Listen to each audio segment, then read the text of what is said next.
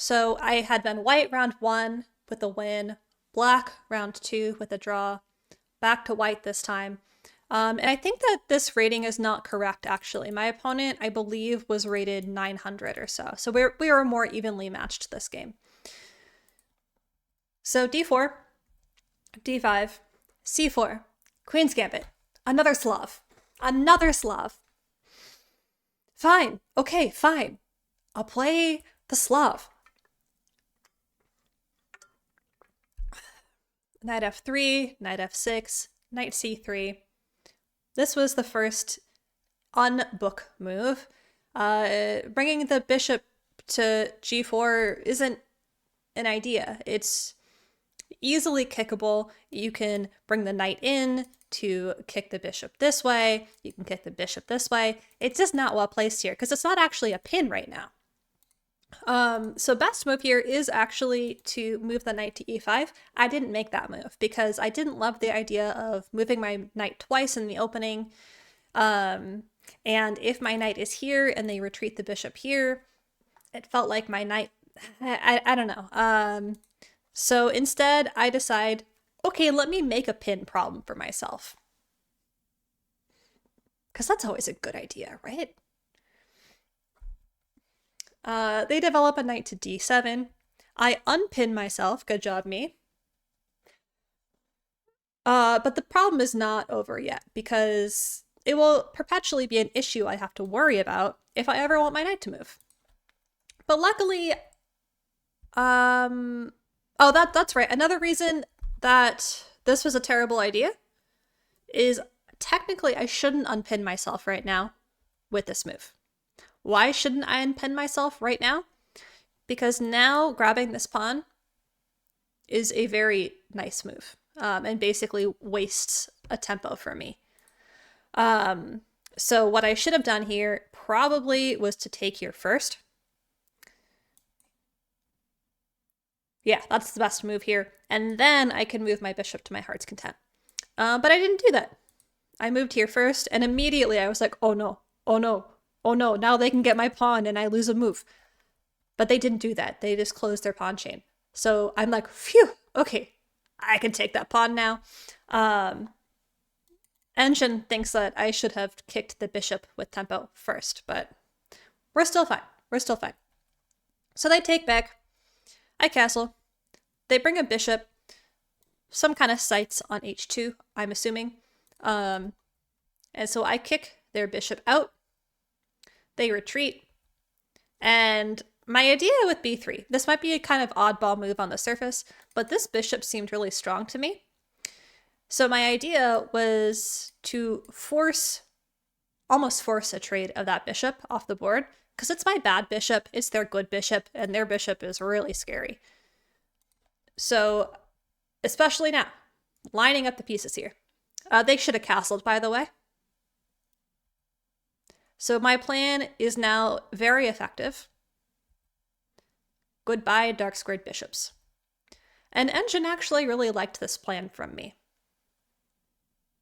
He thought a3 and b4 here going for a minority attack.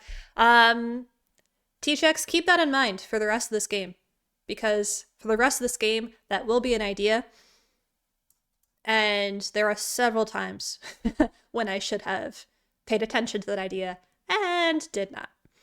So Engine actually did like this plan by me. This is the best move. But the problem is, even if it's best move, my rook is so wildly misplaced here. In order to get into the game, it's going to have to move again. And it's really sad right now. And let's all like, you know, give a little bit of TLC for the rook here. So if you've tuned in for my recaps before, you'll know that I have coined the term of aggressive chess playing little boy. Let's add a modifier to that of aggressive chess playing pawn pushing little boy. And that's what this opponent was. King has not castled, but the pawns are moving, and now is when I start to get nervous and I have to evaluate, okay, how scary is this pawn storm? Is it actually scary or does it just feel scary? And I decide it's a little scary. Because if they push this pawn forward, they have a lot of defense on this pawn. And because they haven't castled yet, this is looming if I make the wrong captures. So I bring my knight back here, first of all, to potentially trade the bishops off more of their pieces that I felt like were better than mine. Yeah, knight h2, engine likes knight h2. T-checks, engine's best recommendation is to actually ignore this and counterstorm. So b4 is the best idea here. But didn't do that. I went knight h2, which is still decent. Slight advantage to white here. They declined the bishop trade, which is fine. And I bring my queen up. Why did I do that? Did I make a note to myself? I was trying to activate my f1 rook. And my idea at this point was not a pawn storm. My idea was to line my rook up with the queen and then pawn storm. Not the right idea. Not a terrible idea, but it's not the right one. So aggressive pawn pushing little boy continues to be aggressive and push his pawns. And I make my plan, which is not at all the correct idea. At all the correct idea. This is an inaccuracy because my threat is not fast enough. It has not enough teeth to do anything. It's almost a one-move threat that I'm trying to make here, where I'm like, haha, I attack queen. No, it doesn't do anything. Haha, I attack queen. No, it doesn't do anything. So this is a move that in my analysis post-game, I spent a lot of time like trying to figure out what is the best idea here. Best idea would have actually been to get this rook back in the game and prepare some defense on the second rank, because as this pawn storm is incoming, I'm going to need defenders for it. So, but I didn't do that. I went rook c1. And the pawn storm continues because he's got a great idea here. Of course, he's going to continue going for it. But just like in game one, I realized I didn't have to take that pawn. I could umbrella my pawn because there was absolutely no way I was opening up the h-file for him. Absolutely none. Unfortunately, this allowed him to push his pawn into a little bit of a fork situation. And I spent some time here because I could recapture, but then the queen can recapture. And this pawn is lost. And I need to figure out how to be less rigid in my pawn thinking, because I thought losing this pawn was the end of the world. It wasn't in the end of the world, actually. If we follow this idea, this is fine. I mean, it's still a very uncomfortable position for me, but losing this pawn where, you know, nothing is really going to happen here, I should have continued my own idea with b4. But I decide knight f3. Does knight f3 work? Knight f3 doesn't work. I'm trying to figure out why. Knight f3 is an inaccuracy because they take here. Oh, after the queen.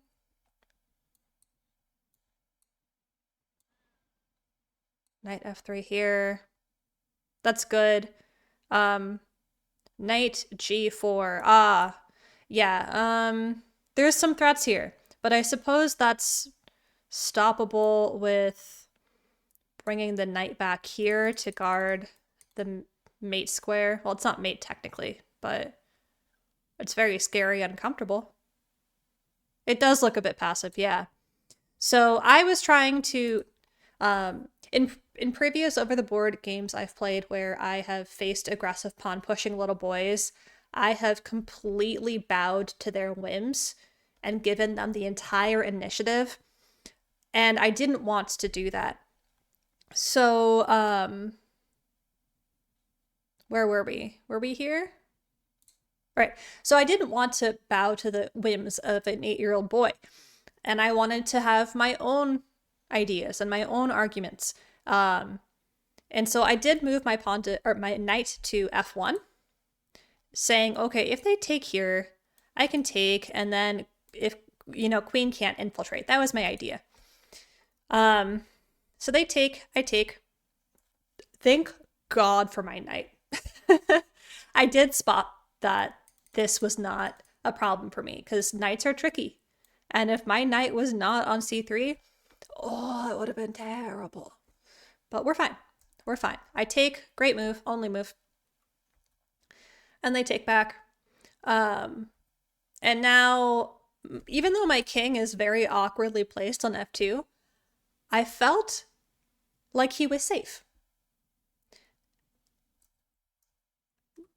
Opponent decides to reroute his knight. F6 was a better placement for the knight.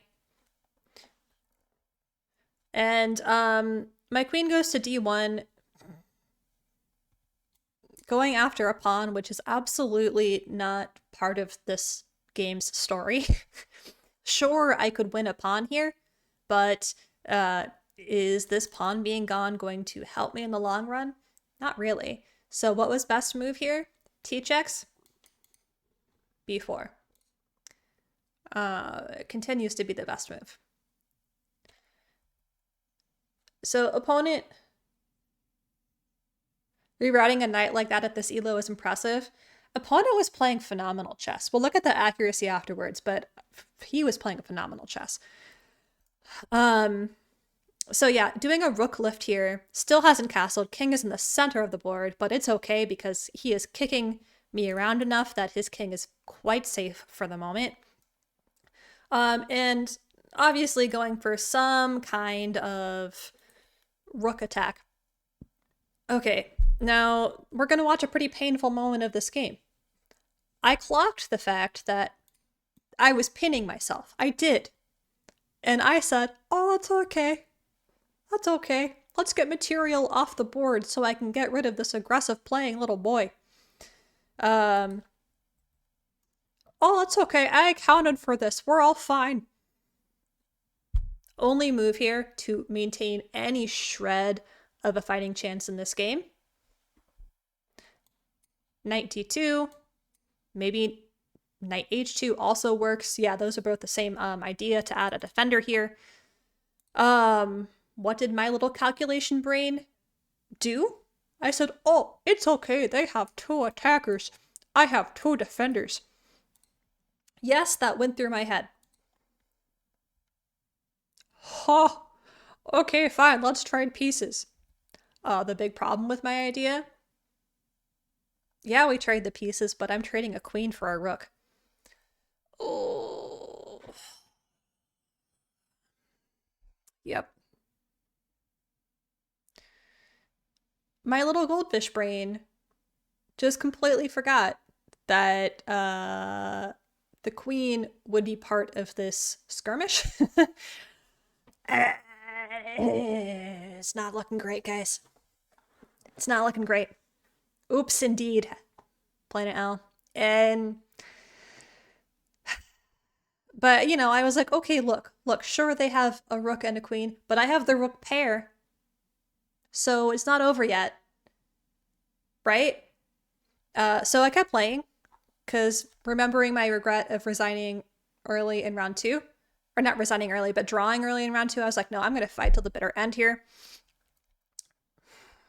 And then my opponent makes this slap in the face where he's like, oh, now that you're down material and your position's decimated, now I can castle. Oh. Has anyone else been punched repeatedly in the face by an 8-year-old boy? in the form of chess. Because I have. Ah, but T-checks, guess what? B4! It's finally happening. Big plans. Everything's coming up, Anna.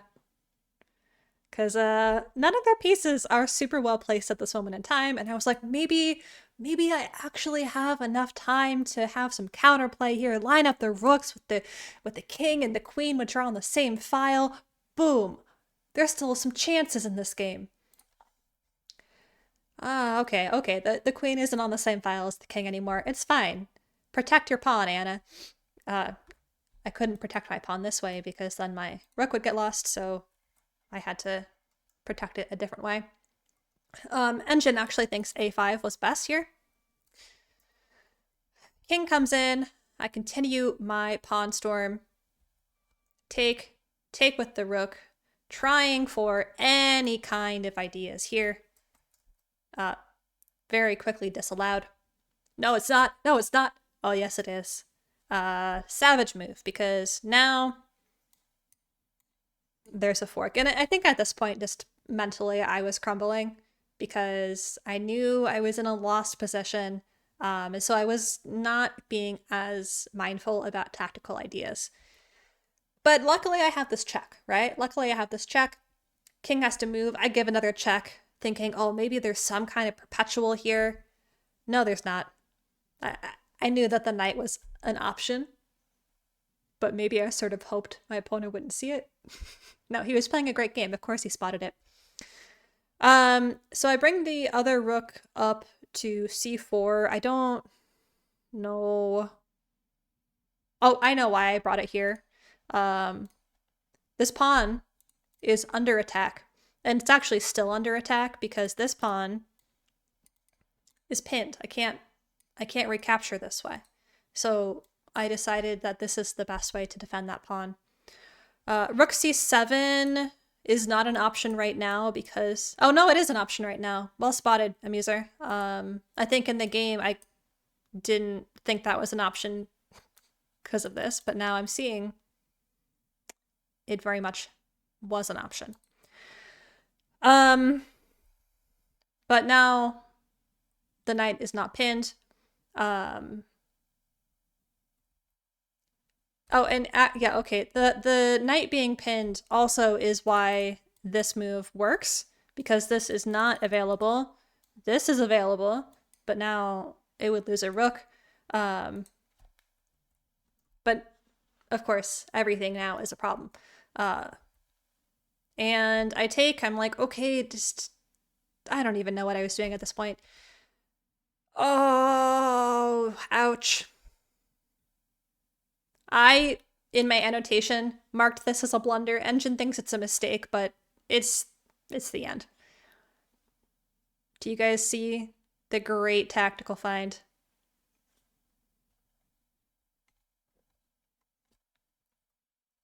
Knight d4. Yeah. And I resigned at this point because, let's be honest, I did not want to finish this endgame. It would have been brutal.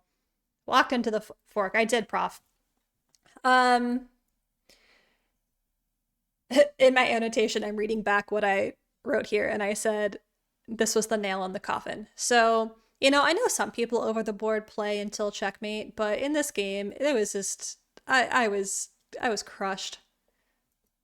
Hello, Mystic Simon. I'm reviewing tournament games. This was the end of round 3. Am I from San Diego? I am from the Southern California area, but I played in the San Diego Open. Coffin in the nail. Yeah, in San Diego. If we look at the shape of this game, Black played brilliantly. How are these 3-digit children so freaking phenomenal at chess? Like, after this game, Amuser, yeah, he played a phenomenal game. I have nothing but respect for how he played this. a playstyle I find very challenging to respond to. Aggressive pawn pushers. What do you do with them? I don't know. Um, it reminded me of another over the board game I played with another aggressive pawn pushing little boy who, when I played him, he was rated 900, like this kid was. And this was probably like 5 months ago. That kid is now 1400. So even though this isn't provisionally rated, there is something going on, something in the water that after this game, I was so down on myself because I know I hadn't played well and I had really wanted to. I had wanted to feel like for this type of game, facing an aggressive little pawn pushing boy that I had figured it out. I had learned from past mistakes, and clearly I haven't because I made the same kind of mistakes as before. And Kreisel, yes, this is when I texted the Discord. I was like, I was just, oh, I was a mess. I didn't cry, but like, I was a mess, and after this game, I felt like I was in this like sub 1000 elo over the board purgatory where I consistently face opponents like this that just play phenomenal chess. They don't blunder, and I lose to them, which means that I continue to be 900 rated over the board, which means I continue to get faced with these underrated children.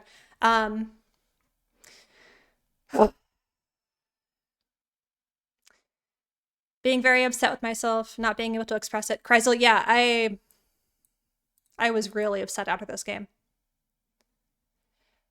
And why don't I ever play up a section? I do sometimes at the Saturday events that I play in. But for this tournament, if you wanted to play up, you could only play up one section, and it cost an extra 100 USD, which I was not willing to drop. And there was also like a little niggle in my head that like maybe if I play my section, I'll win because I think I'm underrated. But what I didn't account for was the fact that there's a lot of other people that are most likely underrated here as well. An extra 100 is absurd. Yeah. A $20, $30 play up, I would have done that for sure. So and like the spiral after this game was also the fact that I'm pretty close to being out of provisional rating for USCF, where when you're provisional, it's your first like 25 or 26 games. Your rating can fluctuate massively based on losses or wins to try to normalize to your correct elo, right? And the fact that I lost this game meant that I won my first round against someone rated 200. I drew my second round against someone rated 700. I lost a game against a 900. I was like, maybe 900 is where I'm at over the board. Why is my online rating literally double? And just like this whole spiral in my head of maybe I actually suck at chess and I'm just getting lucky online with people blundering and short time controls and I actually don't understand chess at all. All of these were thoughts I had. The K factor is pretty big. I don't know, actually. I thought that the calculation was basically in two camps, one for provisional and one for not, but maybe not. I'll look into it. Pretty sure. I really hope it is because I am pretty disheartened about my elo. And I know it doesn't, like, what does elo mean, you know? I'm not going for a title at any point soon. So if I'm 900, I'm 900, right? It's not like my life is on the line, but it's not two camps. You played 100 games, went inactive for a year or two, then gained several hundred points. Okay. Just unlucky having to play prodigies. Prodigies. There's the word. Yeah, and I faced so many phenomenal children. And I feel stuck in sub 1000